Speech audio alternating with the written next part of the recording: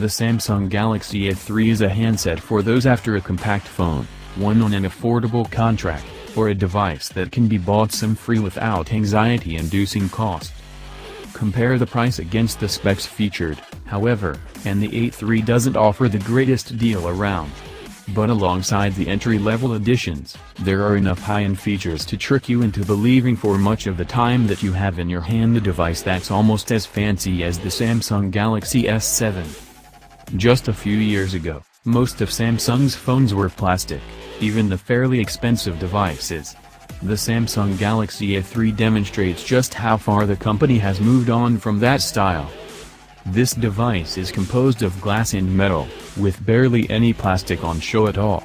It looks very much like the Samsung Galaxy S7's smaller sibling, even though the devices sit in different ranges.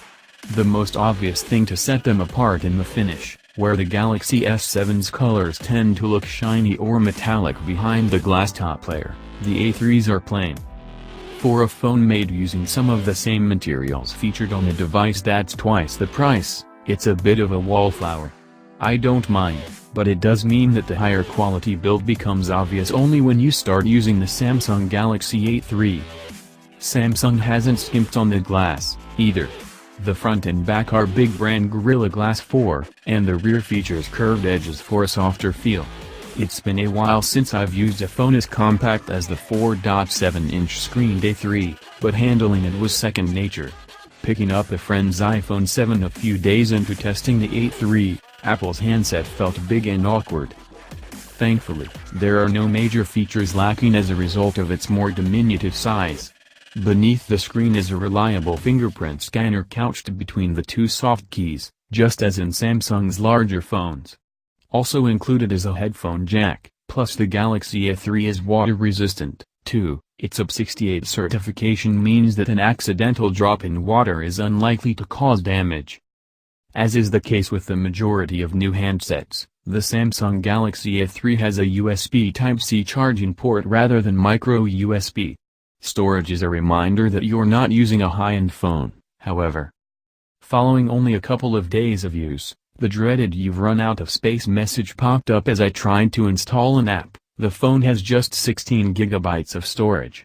A few gigabytes of photos, a couple of data-hungry games, and you'll be done.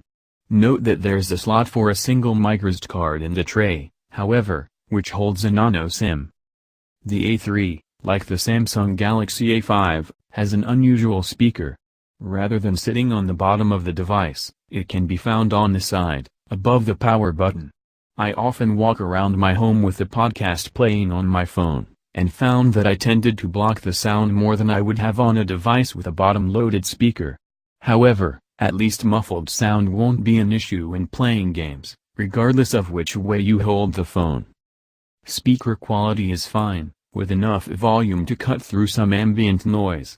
Otherwise, it's of the slightly dreary mid-range standard. That said, I've used it for hours at a time, so it can't be that bad. The Samsung Galaxy A3 screen is where high-end and low-end parts of the hardware collide.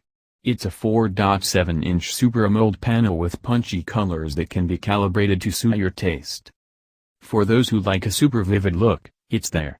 If you want more relaxed color, however, it's possible to just switch to the basic mode in settings to achieve this. I've mostly used the standard adaptive mode, which presents better color saturation than just about all entry-level and mid-range phones with LCD screens. However, if you go looking for the effects of the limited 720p screen resolution, you're certain to find them.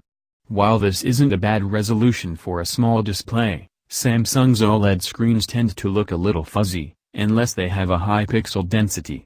The use of a pentile array means that pixels share subpixels, the little red, green and blue dots that make up a screen's image. On first firing up the Samsung Galaxy A3, this was very obvious. Following a day or two of use, however, I'd completely forgotten about it since it's unlikely that you'll use this device with the screen right up by your eyeballs. However, you'd be wise to take this into consideration if you'll be using your phone often for gaming, reading articles or Netflix watching. For such activities, the Moto G5 Plus larger, sharper screen would be my first choice every time. Note that there's a great extra that comes with the Samsung OLED, a sort of compensation. In standby, the screen continues to display basic information such as the time, notification icons and the battery level. I've been using it as a desk clock while I work. OLED technology makes way for this since only a few pixels needed are activated, whereas an LCD has to light up the whole screen to display anything.